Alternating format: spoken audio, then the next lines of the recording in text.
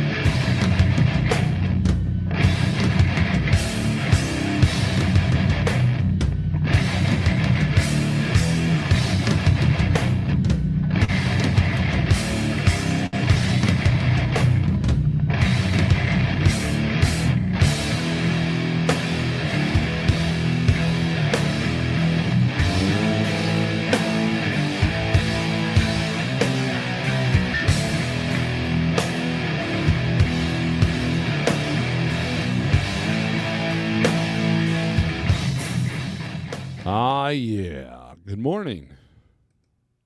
How are you? I am fine. Now, it's been an interesting couple of weeks. I did pretty good last week in dispatch. Normally I don't brag about my numbers, but I'm going to brag about them. I did $27,000 worth of freight last week in dispatch. But apparently I don't know what I'm doing, so there's that. Anyways, we fixed the chat. Make sure that keep the roly trolleys out. And let's see what else we got going on here. I went earlier. I'm going live earlier because this won't be a long live feed. I know that sometimes, most of the time, they're going about an hour and 15, hour and a half. But I've got some pretty important things to deal with today. So I just kind of want to go over a few things and what the title means and my frustrations right now without, this ain't therapy. This is just YouTube, right? This is just a podcast style YouTube channel that's talking a little bit about what I see in the trucking industry. And I'm going to speak some harsh truths that probably aren't going to sit well with some people. But it needs to be done. We need to be bold because I got to get it out of. I got to get this frustration out. So, anyways, it's what's today? Today is the 21st, August 21st. I think we're on 244 days into the year, something like that.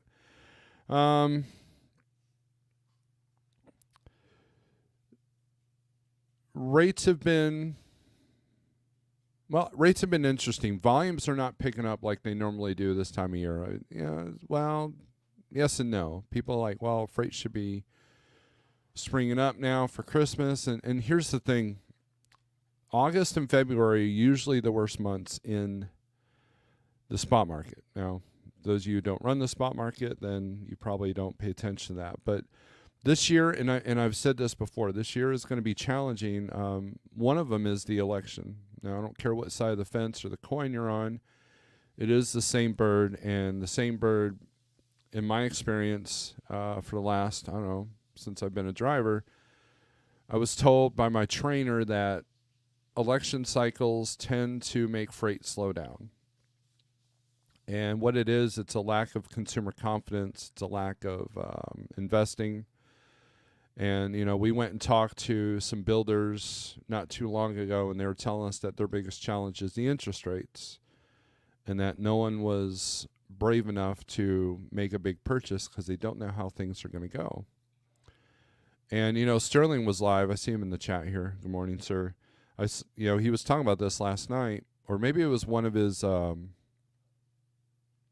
think it was one of his moto vlogs, and they were talking about the prices of houses in the area that they were going in, and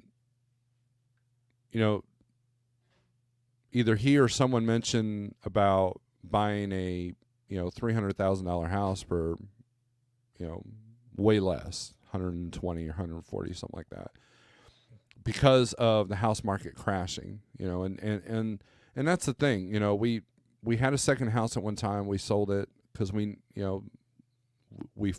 figured that we weren't going to be able to move into it, so we decided that we'd sell it now before we wouldn't get our money's worth out of it.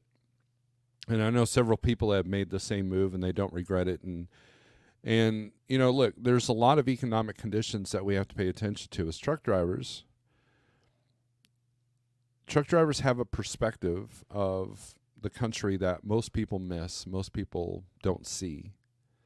You can have the greatest politician in the world, telling you over the TVs, over the internet about how great things are. But then, meanwhile, you can't even get to the local park, or you can't get to the local truck stop without tripping over, a lot of fentanyl addicts and homeless. And it's just what that person is saying is not matching what you're seeing. And one of the things about being a driver that was great for me was changing my perspective on how I saw the truth. And this is where the title is. Every day we're being lied to, whether it be from your politician, whether it be from, family members, or whether it be from your friends, your colleagues, your coworkers. And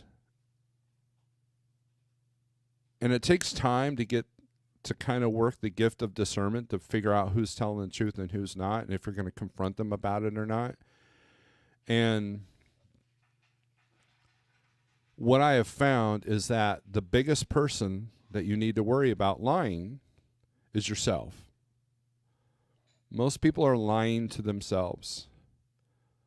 They refuse to look at the truth of what's really going on. Now, if you live in a state of fear, or a state of anxiety, that's one of the reasons why we might lie to ourselves.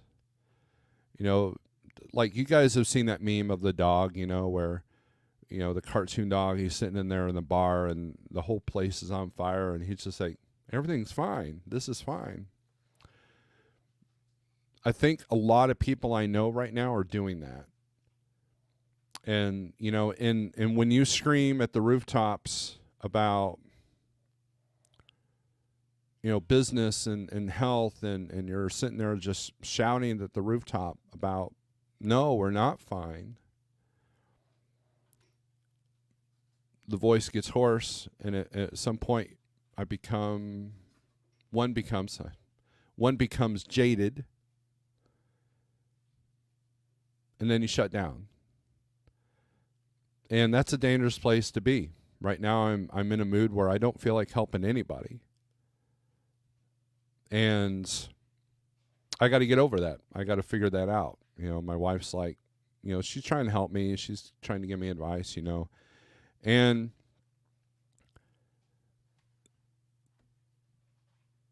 what I have found is that there are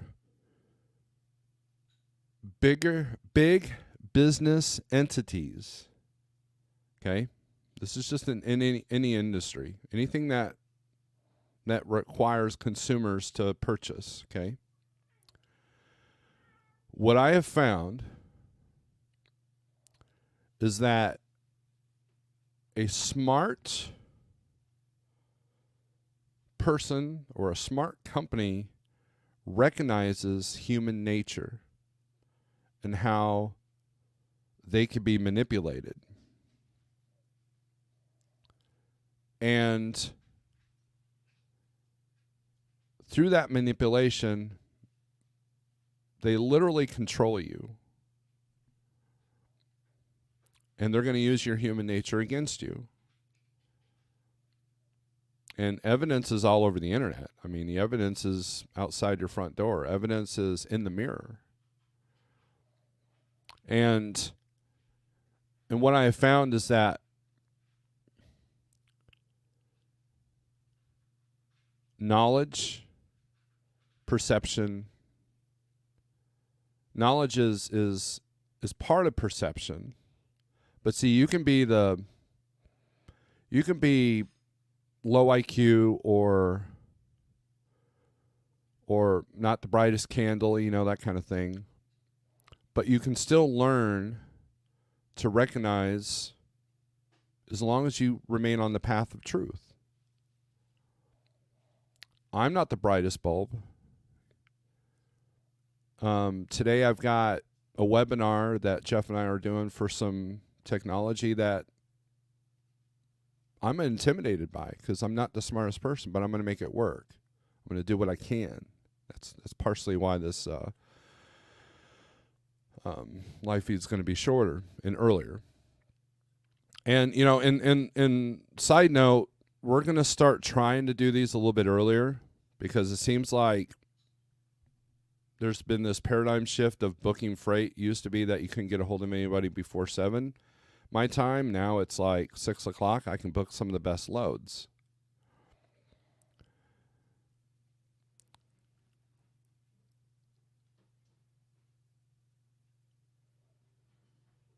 As long as your intentions are true and you're open to the truth, whether it's harsh or not, there's a chance, right? And I have drivers that lie to me, you know, but I can handle that a little bit because I understand it. But at the same time, it's when drivers lie to themselves, that's where the problem lies.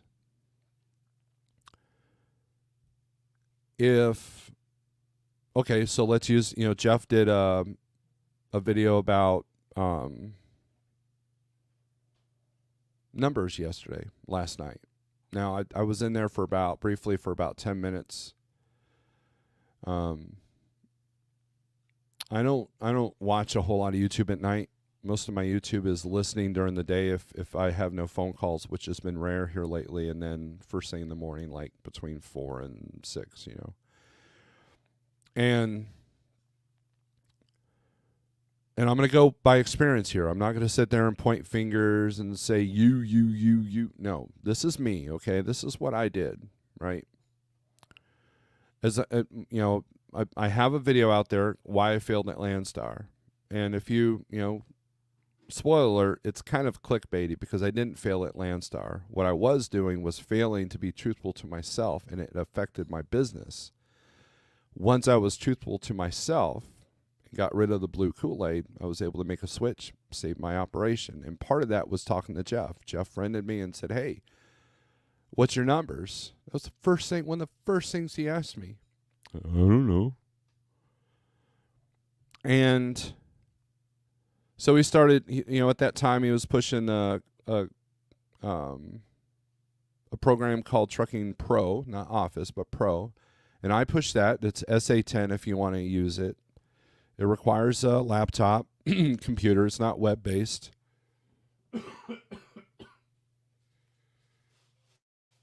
Hold on. And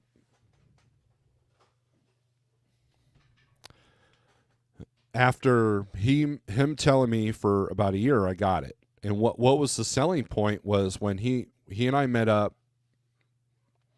at the Pilot there in Fort Wayne, and he bought dinner and he showed me his computer. He showed me his numbers. And he showed the consistency that Schneider gave him at that time. And he came from Landstar, so he knew what I was going through. And so once I was able to accept the fact that maybe things weren't going well at Landstar and I needed consistency, well, guess what? I downloaded that program after I went to Schneider, and it got to the point where it was almost addictive to look at these numbers. And that's a good place to be. But what I found is most people avoid those numbers because if they knew the truth, they wouldn't be doing what they're doing. And in my opinion, it's just my opinion. I'm not some economic expert. I'm not some trucking business guru. Okay. My opinion is it's not about working harder. It's about working smarter. I did a short about that. And when people ask me to dispatch for them, there are some that have been afraid that I'm going to work them to death. No. I'm going to try to find you the best possible solution with a strategy about consistency. Anybody can get on the DAT board or 123 low board and pick the highest paying load and go. Anybody can do that. And you know what? There are some people that use that strategy. Now, you don't develop consistency with that. But hey, if the strategy works, but the only way that strategy works is if you know your numbers. Because if you're constantly doing things for $400 a day and realize that your costs and expenses are like $800 a day, that's probably not a good strategy, right? And you won't know that until you do your numbers. And then the other thing is to be able to discern between what you want and what you need. Everybody wants $1,000 a day. Everybody wants $800 a day. But let's say you want $800 a day, but your numbers tell you that you need $900 a day. Well, side note, if you need $900 a day, you're in trouble. You got some high expenses. There's a thing called target rate. And I use that term a lot when I'm negotiating with brokers because they use it on me. So I'll email them. I'll say, good morning. I'm interested in your load, reference number, blah, blah, blah, going from point A to point B for this day. Is this still available? To the point that the thing, like the computer already knows what I'm going to say. So it's like pre-typing for me to the point, because I use that on everything. And then depending on the reply, I can almost kind of judge the tone of voice, like being on the phone. And the broker will come back, well, 40,000 pounds, food products, clean trailer, our, picks up at this time, delivers at this time. Our target rate is 1,500.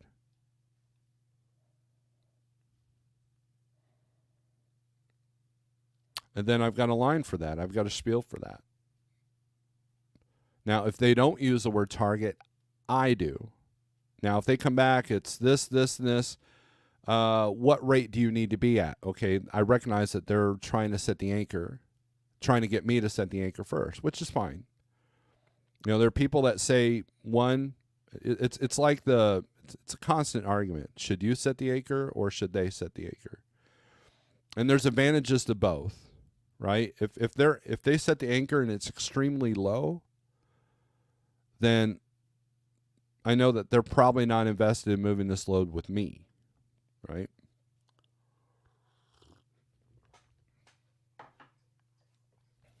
If they don't set the anchor, they're testing me to see if I know my numbers, and that's important.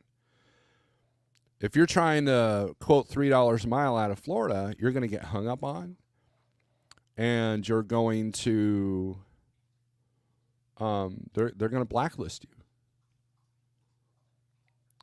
And because that automatically tells them that you don't know what you're doing, because you obviously don't know your numbers. You obviously don't know the lane. You obviously don't know what you're getting into, and they don't want people like that hauling their freight. Now, in the same token, I've heard and have experience with brokers that if you shoot too low, they worry about that as well. So as long as you're within the parameters that their company has set, that you've set, and that are doable for you, then you're going to do okay. But I use the term target rate. Well, my target is, 1,800. What can you do for that? Towards that, I don't word it exactly, but I'm like, my target rate is X. How close can you get to that? And then depending on how much I want that load, depending on the details, depending on what it could lead to, depends on my leniency, and also depends on the driver. The driver may not want to do it for less than 18.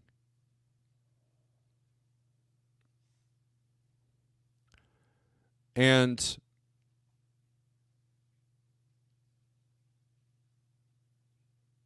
it's important to know your numbers, because without that,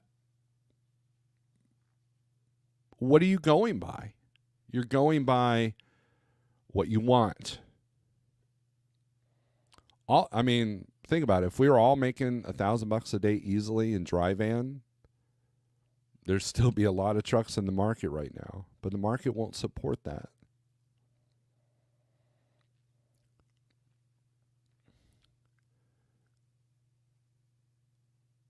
Most people, I have found, don't do the numbers because they're lying to themselves, because they have this, we all have these images in our head.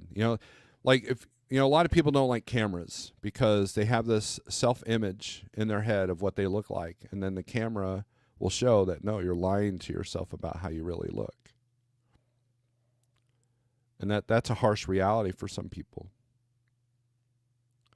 There's been times like, you ever like pick up your cell phone and you're like, okay, I'm going to take a picture of this object in front of me. And then it's automatically on selfie mode. And you're like, I've done that. Because that's not the image I had in my head of myself. Right? Now, I recognize that there are technological challenges into keeping your numbers. So you could do one of three things. You can either learn the program, take the time to learn it because it's the most important thing you can learn, or you can hire somebody to take a look at those numbers and analyze them with whatever program they're using, or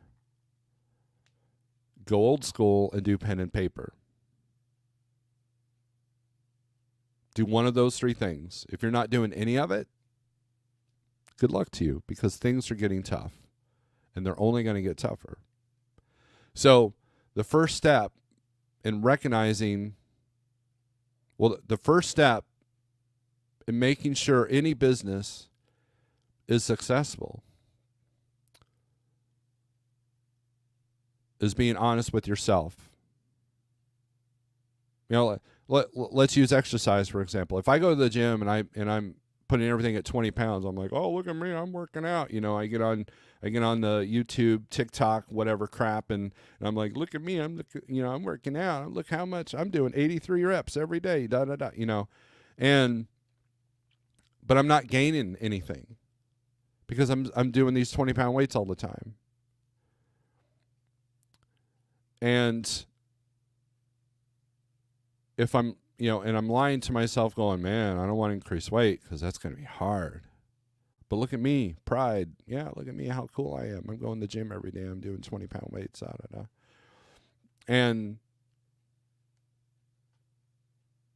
But I'm lying. I'm lying to myself. I'm lying to the internet if I'm putting that out there.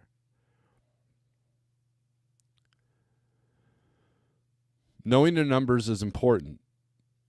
And some people have expressed to Jeff and I about going back to basics on business management, and these are, and I think that for me, I don't know about Jeff, but for me, there's a disconnect, because Well, half and half, right? Half of me is disconnected because that should be common knowledge.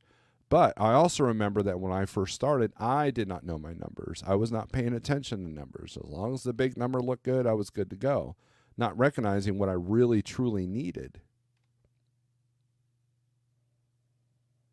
And I still struggle with that at times. So it's not like I'm some I have learned and I am perfect. No, it's not. That's not true at all. Way less than perfect.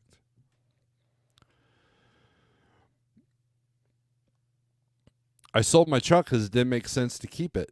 I wasn't using it, and it was costing me money just sitting, to the tune of like $27,000 last year.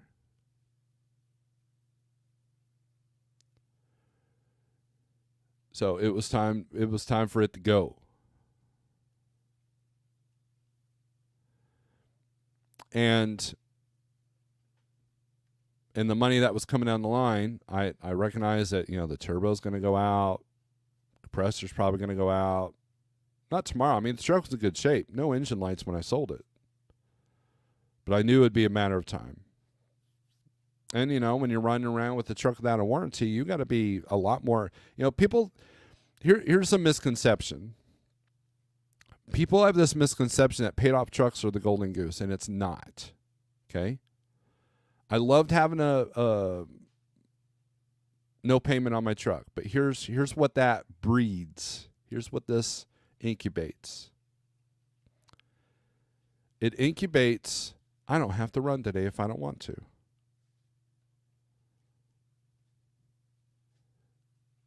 You're doing what you want instead of what you need. And that's dangerous.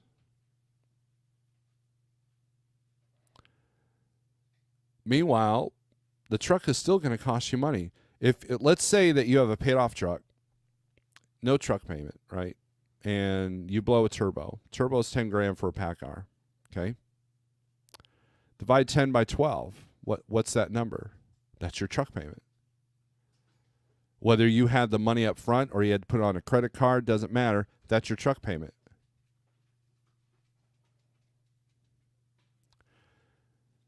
So is the truck truly paid off? No. That's why leasing, not lease purchase, but leasing exists. Full maintenance leases exist. And so when that check engine light comes on, you're not going to be out 20 grand all of a sudden just like that. That creates consistency.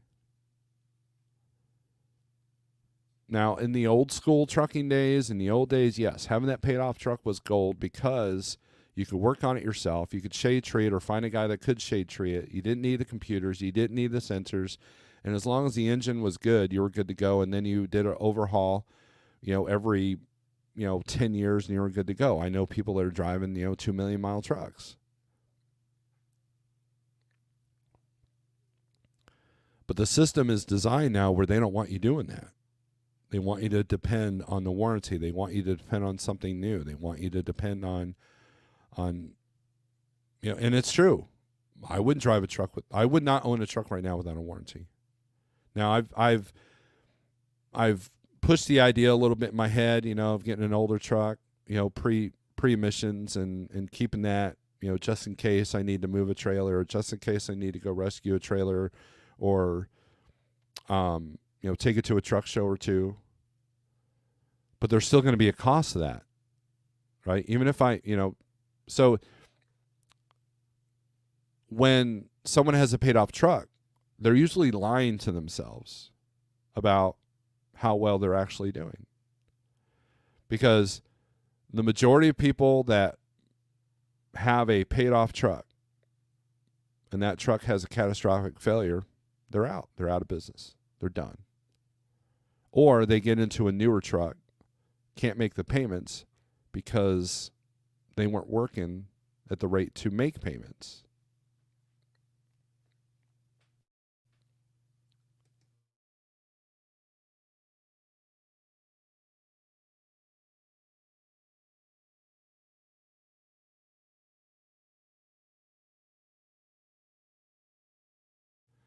So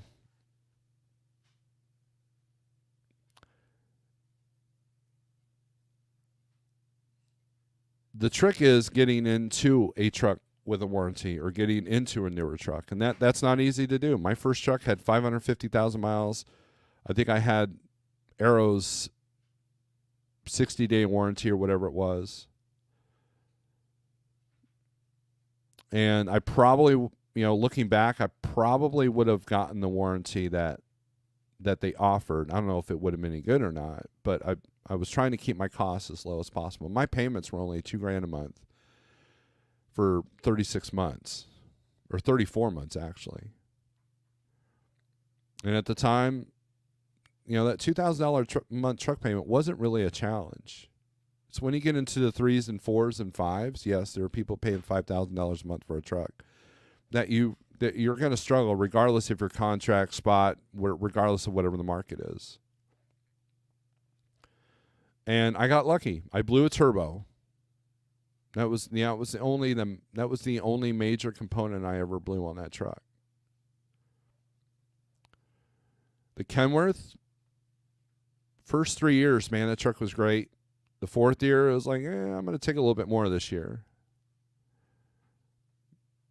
And I wasn't even running that hard. Had I ran harder, it probably would have been worse. And that's usually the mindset people have. Well, I've got this old truck. It's paid off.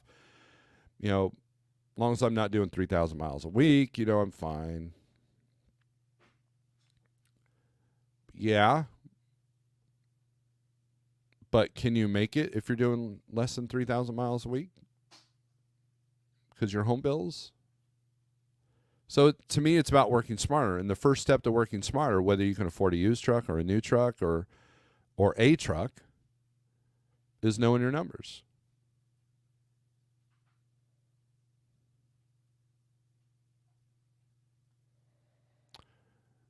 And these are the challenges that you're facing. Let's get to the comments. You guys got some good comments here. I see CDN in here too. So let's take a look here. Boulder Woods, what's up, man? Good to see you. Grafton, what's up? Sterling, good morning. Gary Cook, good morning. Good morning from Bishop, California. Sounds like a lovely place. Good morning from my kitchen table. There you go. Mrs. A says, good morning from my work desk. Randy says, good morning from middle of nowhere, Texas. I've been there. Sterling saying hi to Wife Lord. Sterling, thanks for having faith in my ability to learn the drums. Good morning, everyone, says Jerome. Meg White is my favorite drummer. Woohoo, good morning. Feeling fantastic. 40-hour water fast. Steak will happen at 2 p.m. Shannon, break that fast easy. Don't sit there and go into a steak. Get some broth at the beginning, maybe an egg or two, and then go into the steak. You'll shock your gut. SCTN, good morning. Last night's video, I spoke of my 2008 foreclosure purchase, $300,000 house. I paid for $148, 5% interest. There you go. That was it. Romeland, good morning. Shannon says, listen to my wife. Well, duh. Josh Vegan, what's up? I'm not the sharpest crayon in the box. You don't have to be the sharpest. You just have to be able to color. Snorelord, you are valued and your advice is appreciated. I appreciate your appreciation. And look, this isn't about me. This is about, there are people struggling right now and they don't even realize it. Like they have no idea what the cards are stacked against them. And the first rule of law is to be honest with yourself. And usually the truth is terrifying. CDN Freight Broker, good morning. Empty in Council Bluffs, Iowa dry van plate. We'll take a look. Sage had a good show about inflation. I missed it. I might try to catch that. I try for $750 a day, and that's a good target rate. But sometimes you don't hit that target.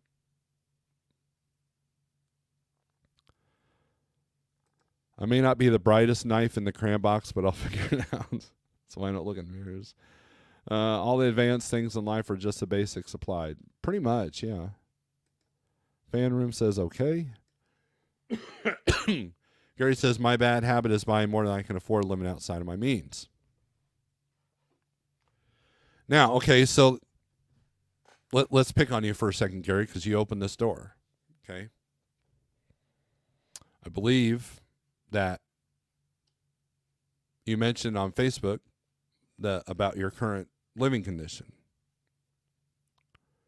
And so you recognize that bad habit, but here's the next step. What are you doing about it?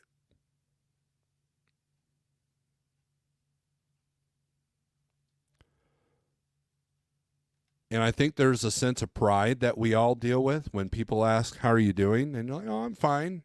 When in reality that you're not.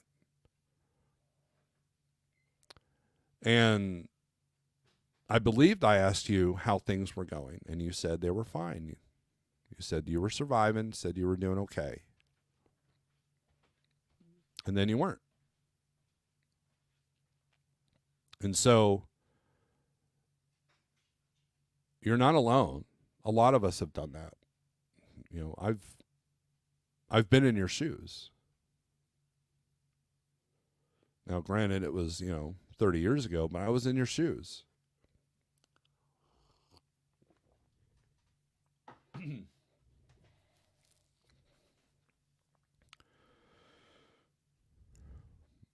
Nice trucks with payments are great in a good market.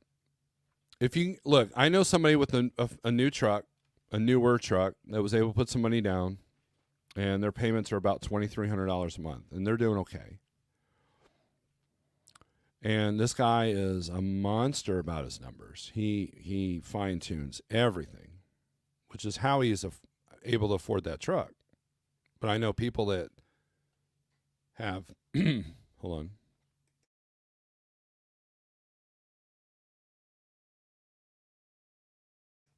I know people that have $38,000 to $4,000 a month truck payments. That is a huge challenge in this market, if you're spot market. What Willie says, where's the turbo coming from? PACCAR, 10K for a turbo is wild. That's the going rate that I've heard from other people that have replaced turbos on a PACCAR engine. They're higher than a Cummins. And since it's PACCAR specific, you have to go to the dealership, which their dealership labor rates are through the roof right now, which is why the warranty is incredibly important. Too many owner-operators enter the spot market as great drivers, but not enough sales, operations, and financial experience. Solution, if you're a company driver, get a dispatcher job, track expenses as a company driver. I know people that as company drivers, they paid attention to fuel. They looked at prices of trucks.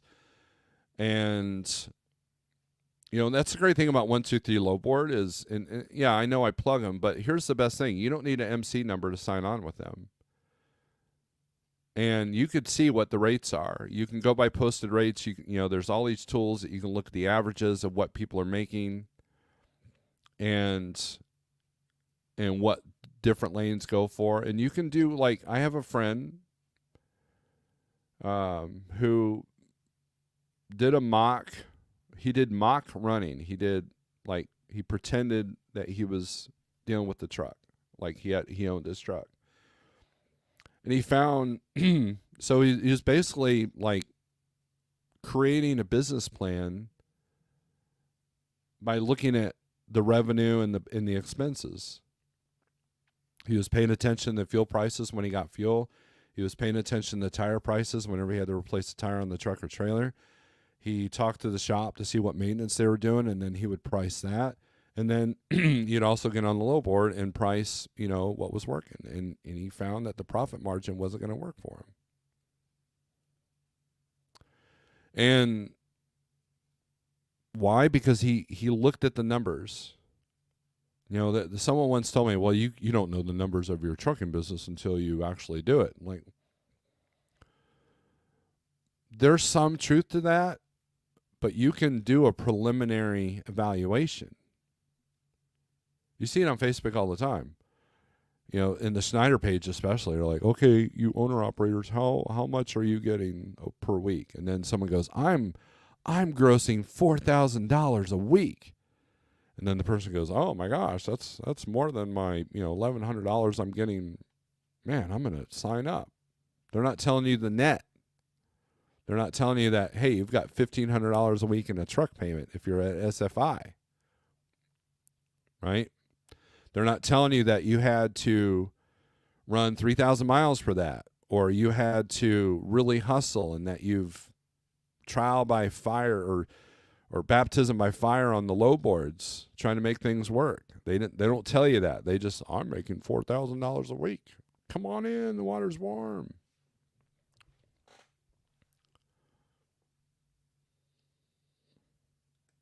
What, Willie? How? Because PACCAR can. It's that simple. CDN, lastly, if you don't want to come to the spot market, get your own home. Get your home. If you want, okay, let me getting ahead of myself, too much coffee. Lastly, if you want to come to the spot market and get your home expenses down, sell off toys, save 3 months of operation expenses over. First fill up, and this is above your down payment. And most people can't do that. And there are companies out there that will take advantage of that. You know, it was said to me by many, many people, because I live in the land of prime, you know, that I've been burned by so many lease purchases. And I have zero sympathy for that. And here's why. Because you signed the contract. If you sign the contract without reading, that is your problem. And they are counting on you to not read it because they know it's a bad deal. I'm just talking about in general, some places that lease purchase trucks.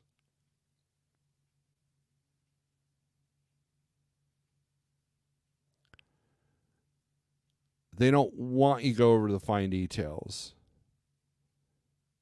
They want you to sign out of desperation. I know several drivers that I respect tremendously that have signed bad leases. Because why? Because they didn't read it. And it's not until you're 3 or 4 months into the honeymoon phase of the company is over that you realize, you know what, this is jacked up. This is lame. I can't believe how much money they're taking from me. And then when you bring it up, they're like, well, in contract, you know, an article, blah, blah, blah, blah, it states right here that we take this from you, we take this from you, we take this from you, take. Hey, but don't worry about it. You'll get a truck at the end of the, 500,000 miles at the end of the 6 years, right? And here's the thing. Simple solution to predatory lease purchases, okay? Everybody dogs on OIDA, but they have their uses. One of them is they will read contracts for you. They will get through the legalese, and they'll tell you what to look out for and what you should be aware of. That's solution number one. Option number two is you call a lawyer, contract lawyer, and say, hey, I will pay you X amount to look at this contract to make sure that I'm not getting screwed. There are so many rock bands and metal bands that have these horror stories of record labels because they sign these contracts that they're too dense to read. And so now we're back to telling yourself the truth. Now we're back to covering up your own lies. If you know that you aren't smart enough to understand the legalese, you have to admit that. You have to swallow some pride, like, you know what? This is beyond my pay grade. Hire somebody that is trained to do that. Like a white or not, they've probably seen more trucking contracts than you'll ever see in your lifetime. Easy solution. So if you feel that a company is taking advantage of you through their leasing, read the damn contract. Read it before you sign it. Know what you're getting into. You're going into business with this company. If you can't figure it out, find someone smarter than you to help you figure it out. And that's easily done through money. Pay a legal person, a lawyer, or a WIDA to do it.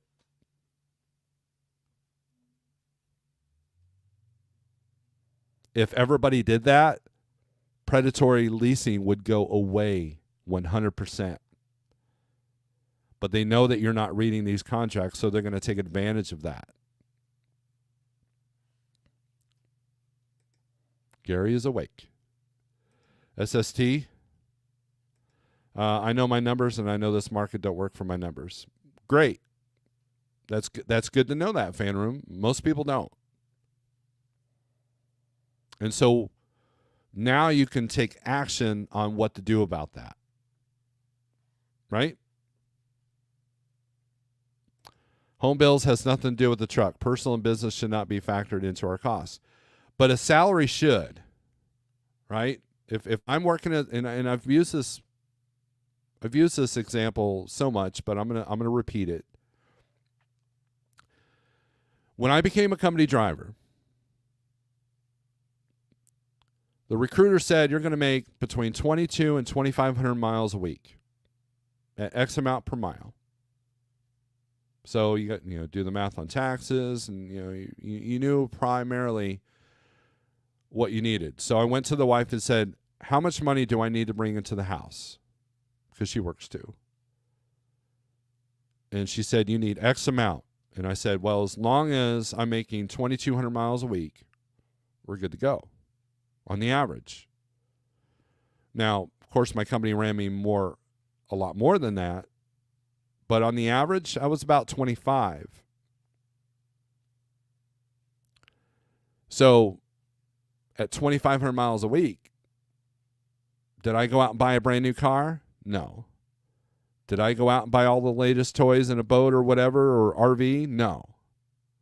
I had to live within my means, and my salary was X amount per week based off the average mileage I was driving, because I was paid by the mile.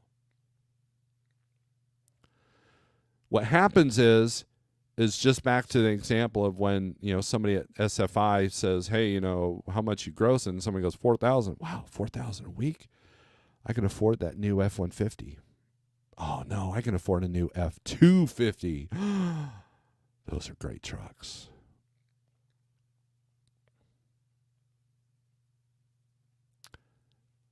And that's not the case. You do have to, so if you factor in a salary into your costs, because if you owned a truck and you had a company driver, that would be a cost. What are you doing as a company driver? Are you making $20,000 a year? Are you making $30,000 a year? Are you making $50,000 a year as a company driver? What do and then you revolve your lifestyle around that, what your salary is, what a doable salary is. But there is a separation there. You have to know what your business needs to survive, because you see it on Shark Tank all the time. People are like, "Well, I haven't taken a salary, so I haven't made any money." So they're basically just covering their expenses for the first couple of years of their little invention or whatever. And the sharks will go, "Well, how do you pay your home bills?" "Well, I took a mortgage on my house." They're like, "Ooh, wow, big risk there." Even the billionaires think that that's a bad idea. So the middle ground is create a salary that you can survive off of and throw that into your costs. If you have all the latest, greatest toys and an extravagant lifestyle, and you need a $100,000 salary to make it work, then you have to create a trucking business that will support that, if you plan on being able to live like you always do. I have a friend that literally would love to be an owner-operator, but he does the numbers, and it doesn't work because of part of it's because of the profit margin, but also because of what he needs at home. He did the numbers. So he saves himself from divorce. He saves himself from bankruptcy. He saves himself from repossessions. He saves himself from the hit of credit. Why? Because he's honest with himself. Despite what his heart wants, his head says, dude, it ain't going to work. And that's the disconnect that most people have, is that they know what the heart wants, but the head's like, here's what it is. And then you lie and say, no, everything's fine. Next thing you know, they're making a meme about you in a burning building saying everything is fine. Sure, if you like, hello. SST says start over. Everybody's saying hi to each other. What's your Cash App? I'll buy you lunch because you're an exceptionally hard worker. Wife doesn't have a Cash App. Instead of being a slave to your semi-truck note, toys, etc., be a slave to your retirement vacation funds. That's true.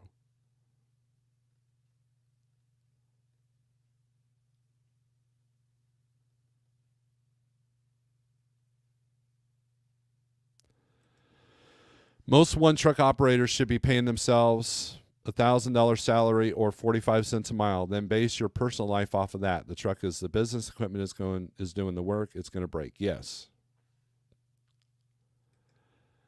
I would take a pay cut running spot market as company driver. I'm grossing $1,700 to $2,000, 90% of my 34s at home. You would be looking at a pay cut, yes. But see, that's where the goal. There's a lot of people that buy a truck and enter the spot market thinking that's going to solve all their financial issues. In reality, all it's going to do is expedite them. It's going to accelerate them. People buying trucks with maxed out credit cards or a 600 credit score because they have money management issues, but they think they're going to be business owners. And you know what? These companies, these brokers, shippers, the mega companies, they want you to be that way because they have you by the gonads. If they say jump, you have to ask how high because they know that they're the only reason why you're in business. Why would you want to give up that kind of control over your life to something?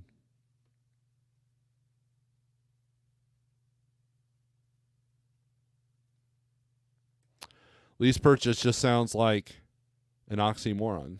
It's either leased or finance. You know, the only exception being a lease and buyout. Do drivers not know what a lease is? I'd only entertain a lease if I truly intended to walk away at the end of the term. Rent to own trucks. Yeah, and look, Jeff was in a lease, full maintenance lease, his last truck. Ghost Cat, I get the Raptor. Yeah, new F-150 is like $100K these days. Agreed. We are the employees and the employer. Most of that gross is for the employer. The employer has to keep up with its equipment business, right? If I had to get a Ford, I'd get a 1953 F-100. That would be cool. Now, Gary Bates brings up another point. Surviving and succeeding are different concepts. This is true.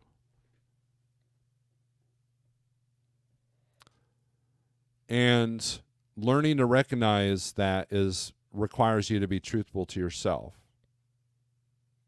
Right? Jackknife. Haven't seen you in a minute. 20% of owner-operators can pay themselves a nice salary. The other 80% should or can only pay themselves less or as much as a company driver. Nathaniel, good morning, bro. Gary says, if a person is in debt, can a person turn themselves around and dig out of a burden? Yes, I've done it. But it's hard as an owner-operator. Because just when you're getting, there's a meme out there where it's got that, what's his name? Oh, I can't remember his name now. It's the little actor. He'll holds up something like, man, I'm trying to remember. It's from the movie, I can't, man, I'm blanking on all this stuff. Quentin Tarantino movie. And it's like me getting caught up on my bills, and then the actor holding up the check engine light and says, "My PACCAR." And that was the case, man. And here's the thing is, so many times I've heard drivers say, "Man, if the truck will only hold up for the next 3 months, man, I can get caught up." And that's a dangerous place to be, because what if it don't? I mean, think about this. People are always thinking about the catastrophic failures of the engine, right? Or, but think about, let's say you have a Freightliner. Engine's fine. The motor's great. Oil's great. You're doing oil. You're the best maintainer. But then you blow your one box. And then you blow your turbo. And you blow the compressor. All in the same month. The engine's fine. But the one box is 15 grand. Turbo is about 8 for, I think, a Freightliner, if not a little bit less, but still. And you might have a $20,000 credit line. Before you can pay off that turbo, boom, something else blows. And then something else blows. Next thing you know, you're out more money than if you had just blown the engine. So to be in the position that if only the truck will hold out for so long, I'll be fine. That's tough. That's a tough position to be in. So you can't throw that at debt. You cannot throw that at debt. If you can, prove me wrong, do a video about it. Bottom line, it's not going to work for 80% of you unless you can live on or less than a company driver's salary. The borrower will always be a slave to the lender until all debt is paid. That is true. Jackknife, you will break eventually, paying $3,000 to $5,000 a month for truck and insurance. Well, that's the goal, Jackknife, is to not pay that much. And it takes time to build up to that. Cascade says a lease is a truck you do not own, just like a apartment or house lease. Fate says, good morning from West Virginia on a 12-stop reefer load, paying myself tons. Hashtag discipline, do what others won't. Reefer says, good morning from Edgerton, Kansas. Hey, I've been there. Right now, even slaving it in a lease purchase, you can fail on breakdown. Even with warranty, it can take weeks to get parts or for the dealership to warranty a fixed truck. And that's the other thing that a lot of people don't recognize. It's not necessarily, if you have a new truck with a warranty, it's not necessarily the repair cost that's going to get you. It's the downtime. Think about it. If everybody on your block has a brand new Kenworth, all under warranty, and they all go down at once, guess what? They're all taking it to the dealership for the warranty. And that's why you have these long wait times. Now, I was blessed. MHC Kenworth here in Springfield is 24/7. And so I never had like a 2 or 3 or 4 week issue with them. There's been a couple of 1 week issues, and that was during the COVID shortages when DEF pumps were going out left and right. And no one had the parts to fix them.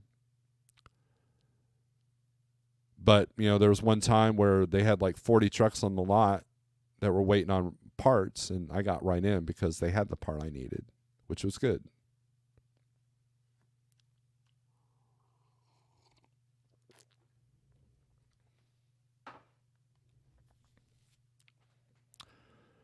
What Willie says, if you're not scared of aftermarket parts, PDI is turbos per 15 to 35. There you go.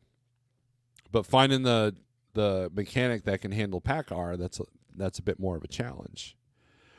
And see, but here's the thing. The numbers, right? Okay, $10,000, that's a problem. So let's fix that. Let's figure out how you can do it for less. So your brain's already working in the right direction. That's ludicrous to pay 10 grand for a turbo.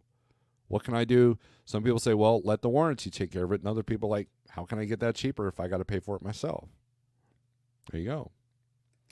CDN says, Gary, I paid off $50,000 in credit debt. I took 3 years. It could be done for 3 years. We never ate at a restaurant. We did not spend any money on anything except the credit card and the house. My wife and I went through a similar journey.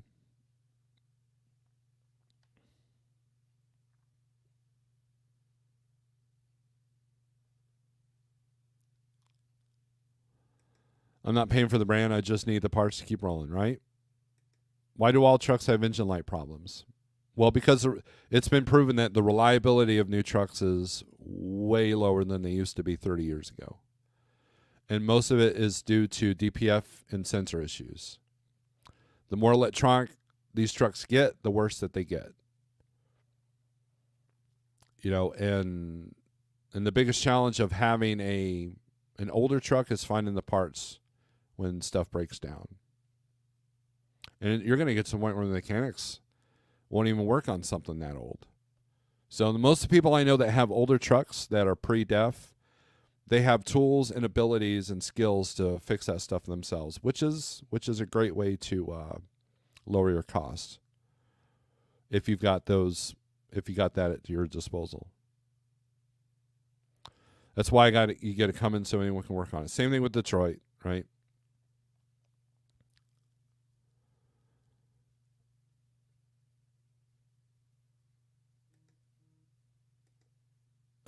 I don't know if you're failing right now. Some of it might be your fault, bad luck, etc. But simply right now, there's not enough profitable work to go around. There are people profiting right now, but it's definitely difficult. The problem that you had, Jackknife, is your expenses were too high, and you weren't being honest with yourself, with your numbers, with your taxes, and everything else. You've put that out there. You've said that. And so it goes back to the title of this video. Most people are lying to themselves. Then they can't fix their problem. What's the first step of defeating alcoholism? Admitting that you're an alcoholic, right? Well, it's the same thing because you're lying to yourself. I'm fine. I handle this alcohol just fine. Leave me alone. It's a lie to yourself.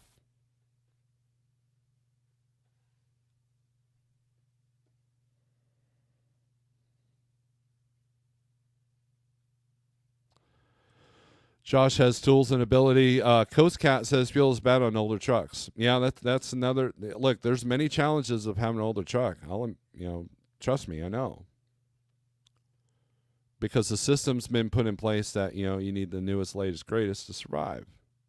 But that latest, greatest has to have some kind of insurance or warranty because it's way expensive to fix them. In Alberta, the way carriers have save on diesel was truck stops allowed you to pre-buy $5,000 when diesel prices dropped. Wow. That doesn't happen anymore. That's essentially what the mega carriers do, I believe. There's work all around. Don't limit yourself to one thing. That's the other thing. Freight trucking. That's the point. That's another point that needs to be made is I've got a driver right now on like 17 stop load. He's going to work his ass off. There's some physical labor to it. But the pay is great. It wasn't on a low board. It was something that was acquired through relationships with the broker. And if you go back to the beginning of this video, you'll hear the amount of money that I dispatched with I think I invoiced 6 trucks last week. And he is willing to put in that work. And he's going all over the place, like way beyond his running lanes. And then he goes home and he's able to relax a little bit. And he works on his own truck. So he's not a slave to the dealer. He's not a slave to the shop. He's trying to fix things himself. He pretty much had a blown engine and was able to fix it himself.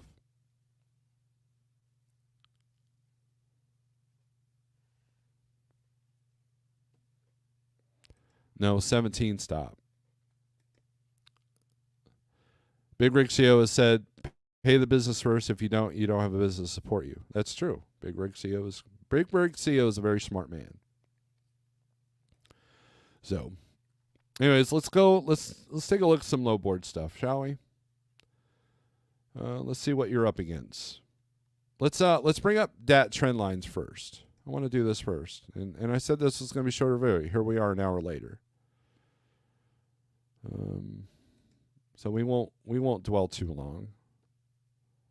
I should just not say this is going to be a short video, because every time I do, I lie. I lied to you.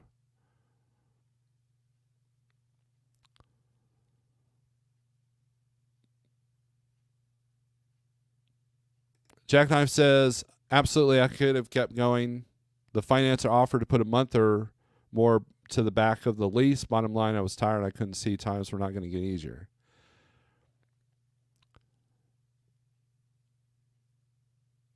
You were in a position, Jackknife, and I say it with all due respect. You were in a position, Jackknife, it didn't matter what the conditions were. You were going to fail. How much money did you say that you owed on back taxes? How much money did you say you were in debt to?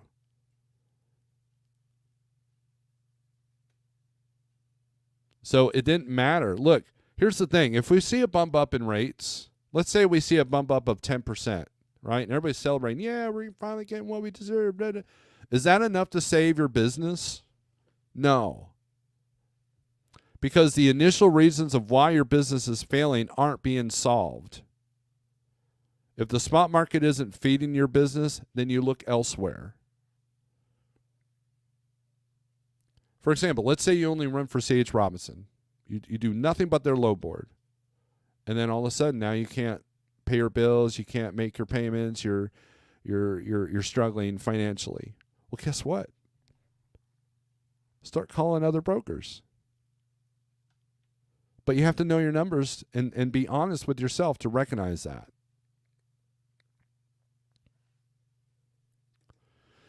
Make hay during dry road season. White covered roads equals lower revenues due to longer transit time. Solution, everyone tell a broker winter surcharge is in effect when roads are covered with snow. Wet Willie, older truck is definitely 5 to 6 miles per gallon. I hear guys getting 7 with a 12.7 Detroit. It all really depends on the setup, HP, torque, and gear ratio, and the freight that you're hauling. Look, if your steady, dedicated freight is dark container one direction and empty cans the opposite direction, you're going to get way better fuel mileage regardless of truck that you're driving versus the guy that's in a brand new Kenworth doing 45,000 plus each direction through the mountains. So that's another number that has to be taken into account. What you sacrifice by getting rid of the DPF system, you're going to sacrifice in... And I'm not talking like deleting. That's illegal. I'm talking about if you get a pre-emissions truck versus the fuel mileage. People are like, well, a lower fuel mileage truck that's pre-emission, you're losing a lot of money on fuel mileage. That's true, but how much money are you losing when you blow that one box? How much money are you losing when you blow that SCR? How much money are you spending in DEF a year? That's like $5 a gallon in some places. And the government said the new trucks need even more DEF.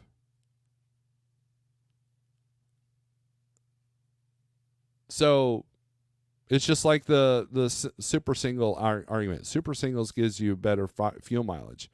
Okay, but one blowout on one interstate is going to cost you at least $2,000. $350 for the service call. About $1,500 for the tire, and then you're probably going to ruin the rim. So about $500 to $700 on that. So did you really save on fuel? You may have saved on fuel, but you didn't save on the overall expenses.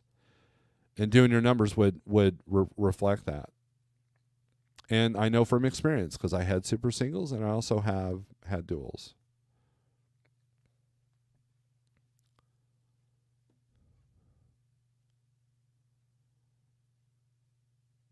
David Edwards, good morning. I will be a part of the replay game. Thank you. It's easy to fail in this market. I messed up so bad a couple of months back that I almost had to park the truck. Yeah, there's thin room for error right now. Some guys can go a year or two without emissions problems. Other guys spend 20 to 50 a year chasing emissions problems. That doesn't include tows and downtime. Right, which is why I go back to the comment that these shops own you. Unless you can find somebody to work on that stuff by themselves. The industry is built to spill for independent owner-operators. The biggest factor is paper logs versus being on ELD. I'm not being mean here at all. Nothing worth anything is easy, Jackknife. My profit margins this year are the best I've seen since buying my first truck 4 years ago. Look, if you want to put yourself through hard times and think you can make it as an owner-operator, do it. Bottom line is, for most of the profit margin's not there, so why put yourself through something with 90% failure rate? I'm saying that the 90% failure rate is because of the person, not because of the industry. The industry takes advantage of that. CDN says, great discussion, Steve. Knowledge and information shared by all. This makes for a great start to a Wednesday morning. How come the Euro trucks aren't used in the U.S.? I have no idea, Ghost Cat. That's a great question for someone that might know. All right, so look at the trends here for last week. Spot load posts are up 0.5%, so really nothing to sneeze at. Truck posts are down a little bit. Van load the truck are down, but not by much. Flatbed load the truck went up. So that's good news for you flatbedders, because I know there's a struggle there. But for the month, look how down we are. Down 7% on load posts. Truck posts went up. That means more trucks are like, hey, here I am. I need a load. Van load the truck is down 11.5%.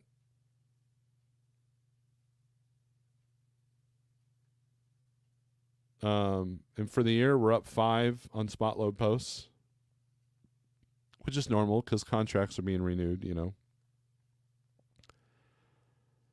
There's more loads per each truck, so that's good news. Flatbed load to truck is up 25%, but the true numbers are right here. Let's look at volumes. So let's refresh this. Arkansas looks good. Alabama is not. Arizona's cooled down quite a bit. That influx of freight going in Arizona, those are those warehouses you see out in the middle of the desert. That's what that is. California is more out than in, so that's good. Colorado, not so much. We all know that Colorado is horrible. Florida is 22.79 going in and 402 out. Georgia's 18.15 in and 8.90 out. So Georgia's still in the cool market. Iowa's heating up, so that's good. This is for van, by the way. Idaho's heating up a little bit. Illinois is on fire. Indiana's on fire. Kansas, not so much. Kentucky is doing okay. Louisiana's about even. Let's look at Michigan. Michigan is about even. Minnesota is heating up a little bit, but still lopsided. Missouri is 519 in and 805 out. So that's good. Missouri, Arkansas. Well, Arkansas was okay? No, Arkansas was good. Missouri, Arkansas, Illinois, Indiana, Missouri. I already said Missouri. Illinois, Indiana, Ohio, Michigan. A little bit of Minnesota, a little bit of Wisconsin. Let's see what Wisconsin's doing. Wisconsin is 608 in and 1249 out. And then let's look at Oklahoma, 404 in, 221 out. So you're going to get more of a challenge to get out of Oklahoma than, say, Missouri. Let's go to 1, 2, 3 here. 48065 if you want to try it for free for 30 days. Let's look at load availability. And let me put my banner up there since I'm getting pretty close to ending this feed. So let's do this for van.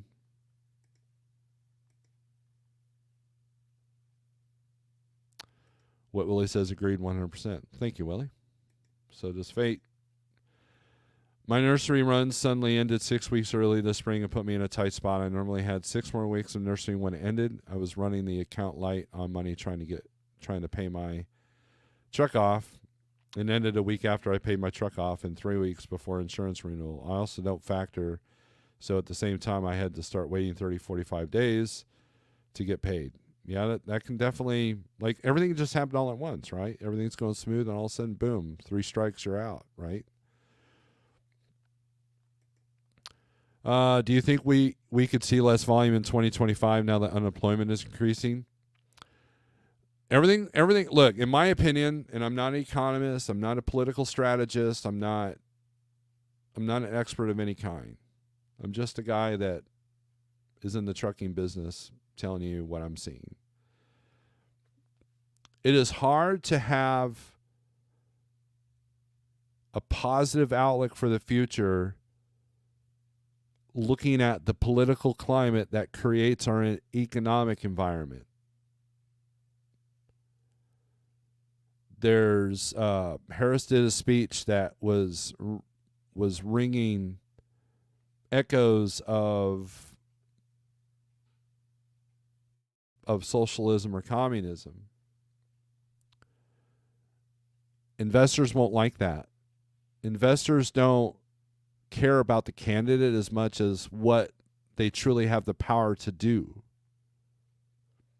Now, the good news is that most candidates don't follow through what they're going to say they're going to do or what they're saying that they're doing.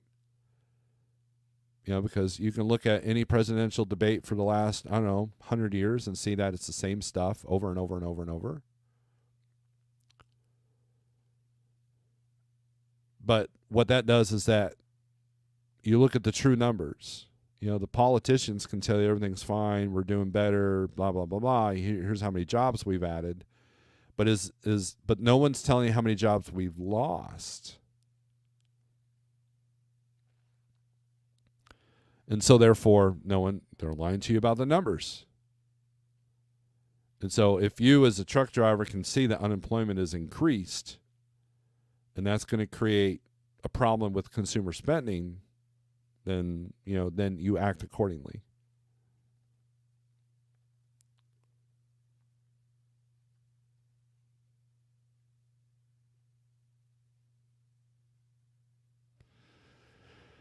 All right. This is Van. California's green. Arizona's cooled down, as we've pointed out on the DAT board. Texas is green, but I've gotten some decent rates coming out of Texas here lately, and they're paying a little bit better to go in. So Texas is a weird black hole in the freight world. Texas is weird.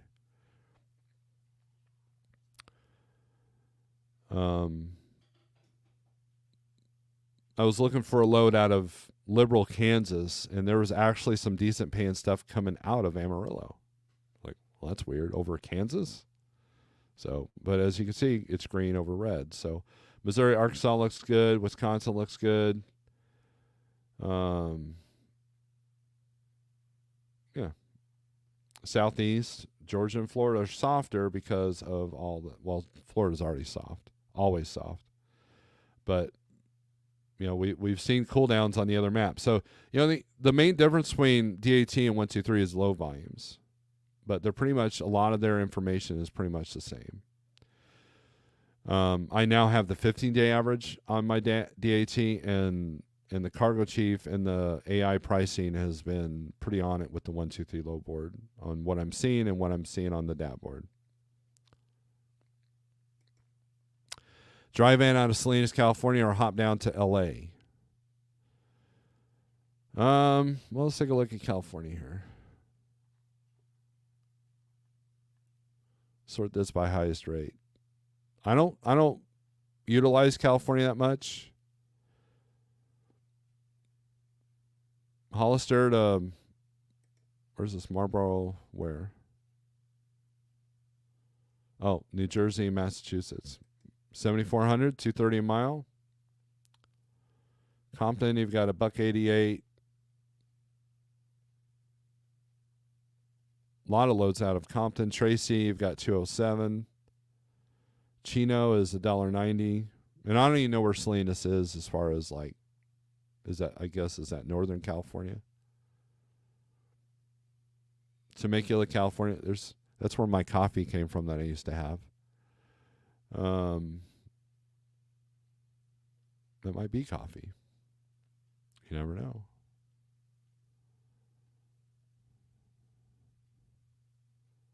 Let's go by highest rate per mile. See where all the shorties are at. California, Nevada. California, Nevada, and back are pretty decent.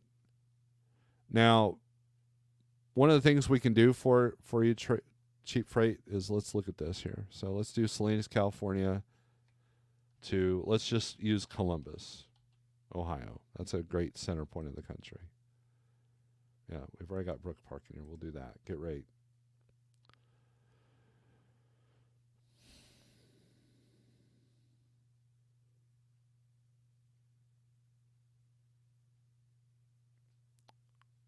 Cargo Chief's got it 4680, and then green screen's not even available. So that tells me that the AI is like still trying to calculate what this should be at. Negotiated strength is high, but now let's do LA. So what is that? $1.86 a mile. Let's do Los Angeles. To Ohio. Negotiated strength is down a little bit lower. So there you go. There's your answer.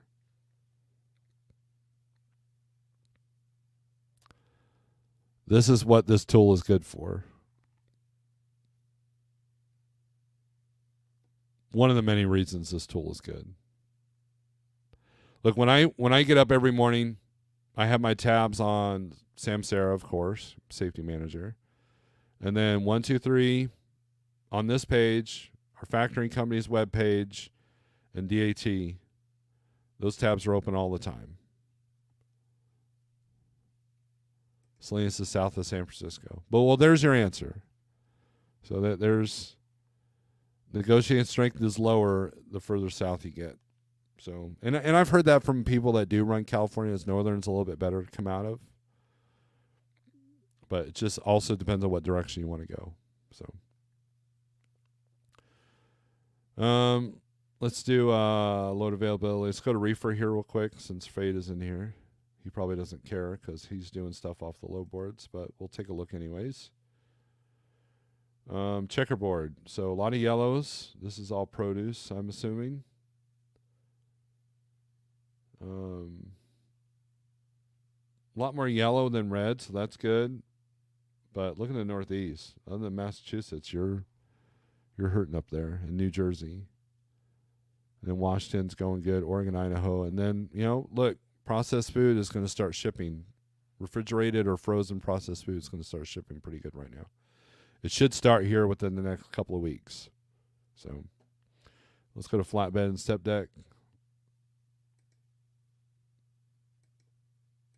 And then we're going to go.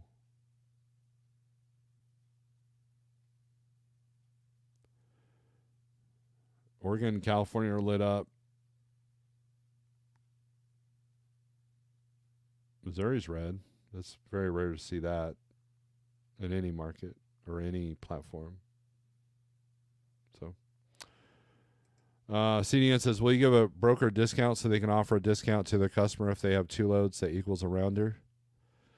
Well, it depends. If I'm in a position to make that work, then that could be consistent, right? That could develop a relationship that will be good. But most people are in a position to give discounts because they're struggling enough as already. And you have to know your numbers to be able to give a discount. So, that Midwest, yep. One day Snorelord needs to make a video on some safety officer stories with names changed to guilty parties. If we were a huge carrier, yes, that could be possible, but I really don't. Look, we've got a good batch of drivers. I mean, we've hardly had any out of services. We had a truck get the highest level inspection in New Mexico just earlier this week, and he passed with flying colors. I mean, I don't want to make examples of people at a company this small because people don't like to be talked about on the internet. amazingly enough. So, and it would make people leery about wanting to come to Like Trucking if they're like, well, Steve's just going to get on there and talk about my safety issues, you know. So we don't play that game. So Michigan is green. Michigan has woken up a little bit. Michigan is, and they've also increased their freight. See what I did there. Yeah, it's Michigan's getting decent. I think there's a lot of produce in the Salinas area. Sometimes I think I need a reefer. I mean, definitely Northern California helps to have a reefer. That's for sure. What's it pay Grand Rapids to Evansville, Indiana? So let's take a look here. So let's go to market rates for van Ghost Cat, I'm assuming.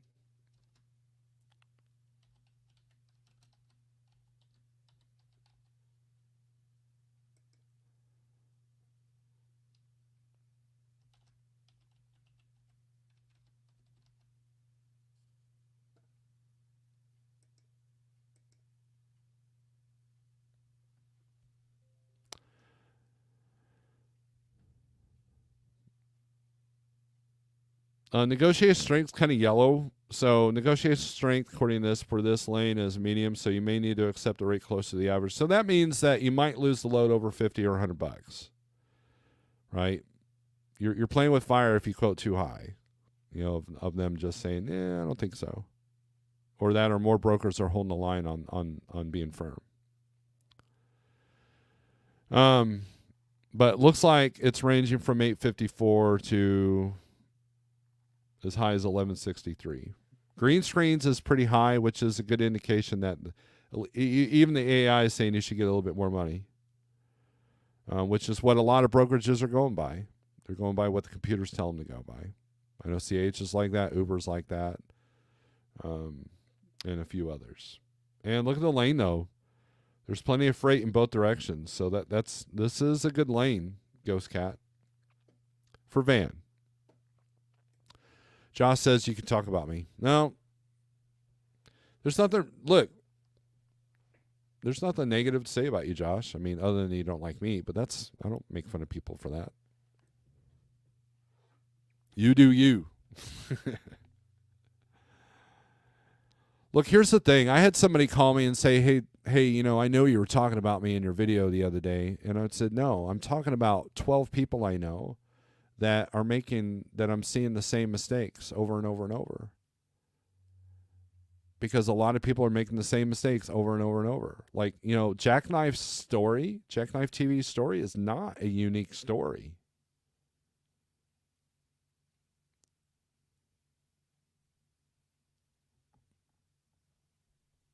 People lying to themselves about their numbers or about their operation is not a unique story.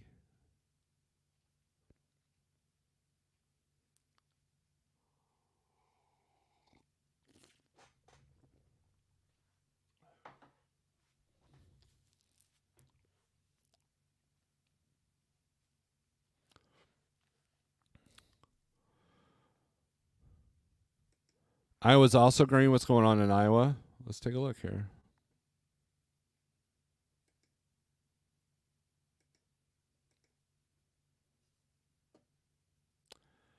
No, in van it's yellow.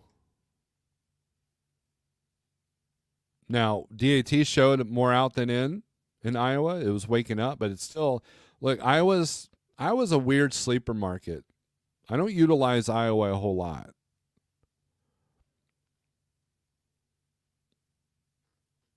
Let's sort this by highest rate, especially in the wintertime.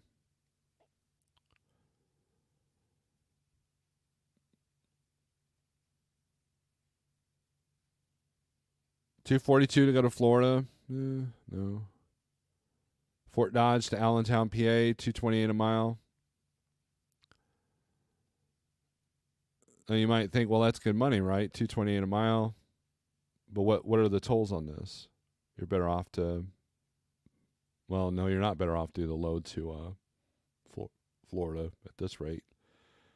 Need a plate trailer. It's going to be light. Well, lighter, 38,000. It's the lids, not just the cans. Let's see, what are the tolls here? $171 in tolls. They're at $25.15, so they're already up higher than what Cargo Chiefs got this. So this lane is going up a little bit. So that's good news.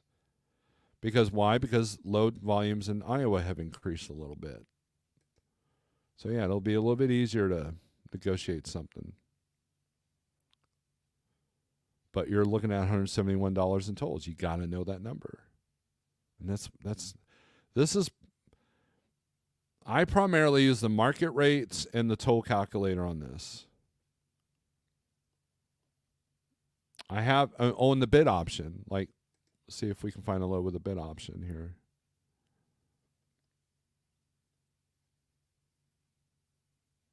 So check this out. It's got a book now price, which I've utilized, and then this bid. So let's click on this bid. Doesn't give me really any details. Just make sure you meet these requirements, and then I could put a rate in and then place bid. And then you want to tell the broker, that you've bid. So what I do is I do a follow-up email. Hey, I put a bid on 1, 2, 3. And I actually booked a couple of loads this way last week. So those of you who don't like talking to brokers, it's a good alternative.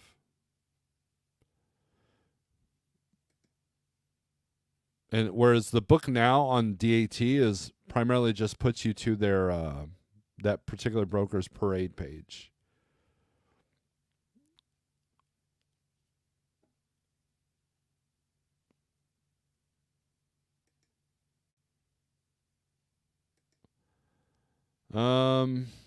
SST, I used to work for a company that wouldn't fire anyone. The stories I could tell about safety issues is unreal. Game time. If I have a load from St. Louis to IAH, do you know the cities? I know what St. Louis is, but I don't know what IAH is.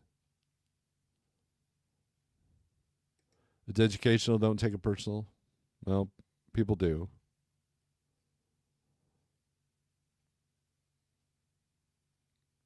DIY Semi, good morning. Willie says Iowa's good for pigs, cows, grain, soybeans, etc. Reefer is solid out of Iowa, and cheese. Ironically, I've hauled loads of I've booked loads of cheese from Iowa going to Wisconsin. Guess it's time for me to get up and get some steps in before hitting the road.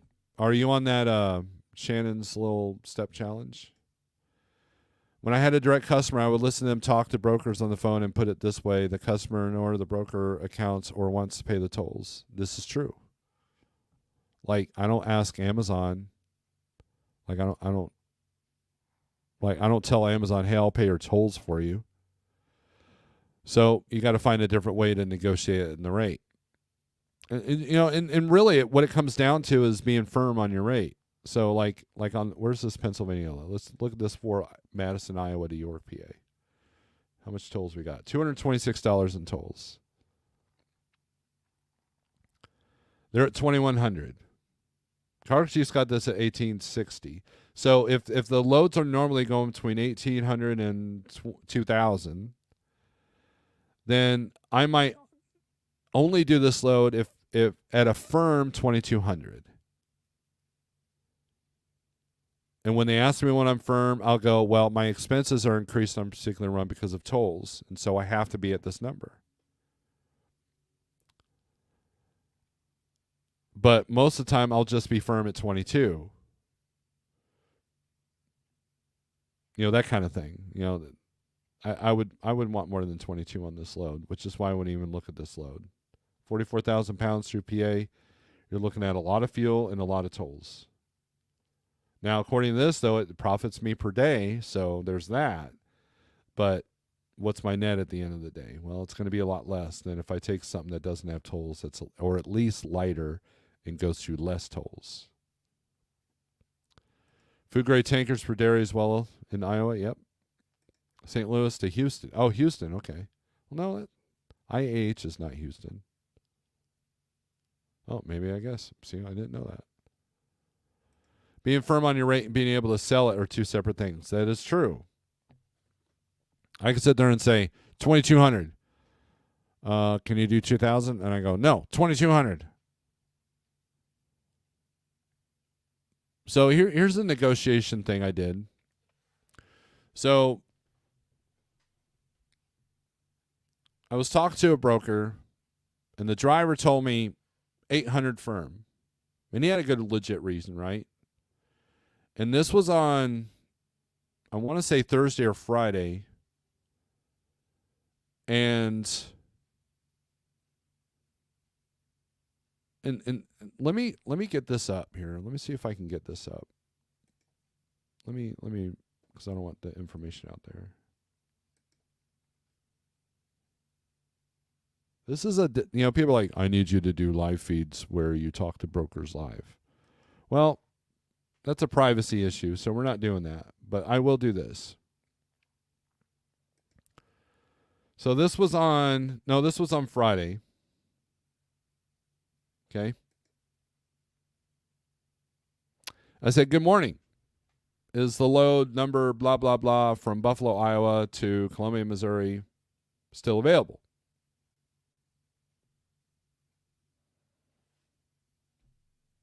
And in the signature, there's, the MC number, phone number, picture of the truck, that thing, right?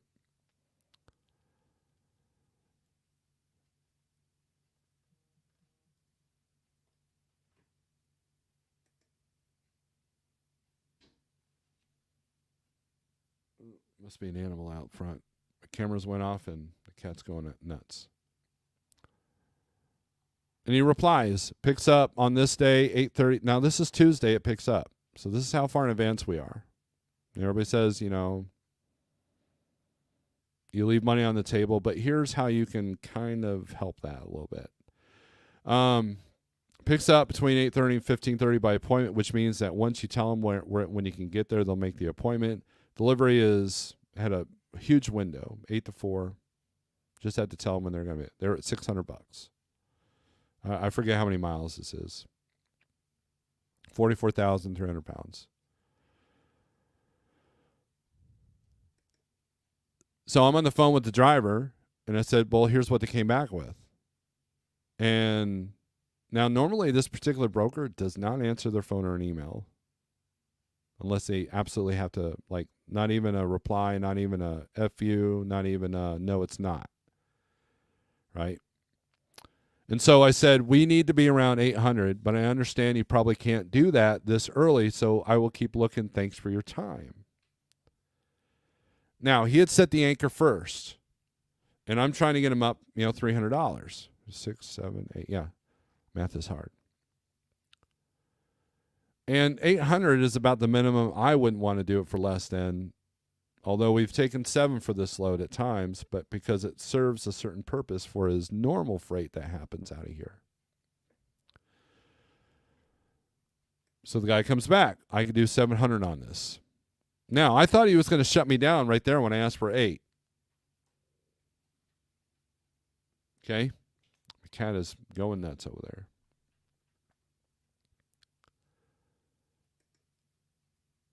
And my driver's like, no, hold the line. I'm like, okay.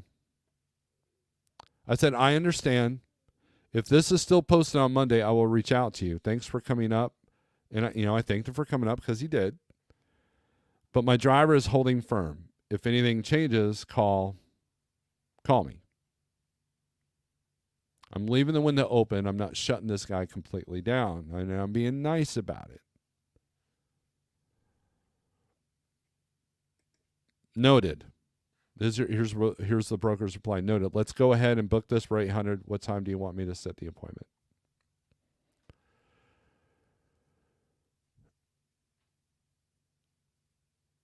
We got it for 800.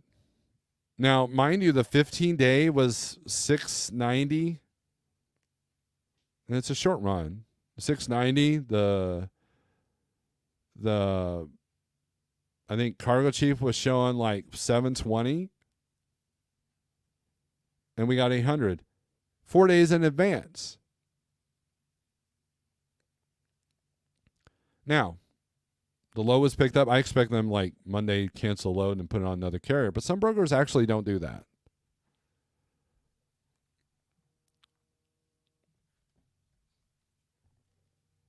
Hold on a second.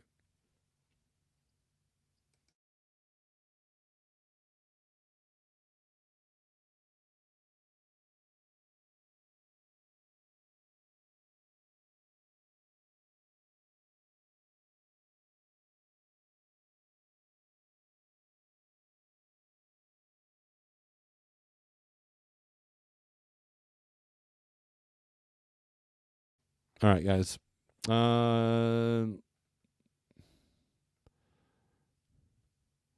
Let me read some comments and then we got to get out of here. I've had a broker cover most of a toll before. He had a load picking up in the Bronx, and I just said, I've got to cross GW to get to your load.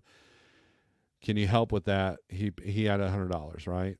In person, if a broker offers $1,000 on a load, I would put out my hand and say, put $1,200 on that load. I would get it 87.5% of the time. How do I get that hand shake virtually? That's good. That's a good point. Chris Howard, morning drivers, Cascade. I can run that for X instead of. Can you do X? Right.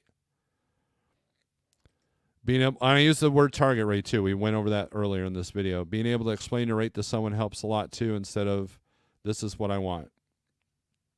Plenty of dispatcher channels to hear broker calls and training videos, right? Low board or Facebook Marketplace is much different. I'm selling something in premium condition. I've listed for $1,200. I get messages offering $600. No reason why they are lowballing. And then, do you think I sold that for $600? Probably not, CDN, right? Being nice and replying back works more than you know. I don't mean replying back, consulting the rate broker, right? Anyways, that's a different topic for a different day for a different video. So with that being said, strength for today or for tomorrow. I hope you've found some value in this video. If you did, give me the thumbs up. Super chat and super thanks would be greatly appreciated. Strength for today or for tomorrow. Peace out. We'll see you hopefully Friday.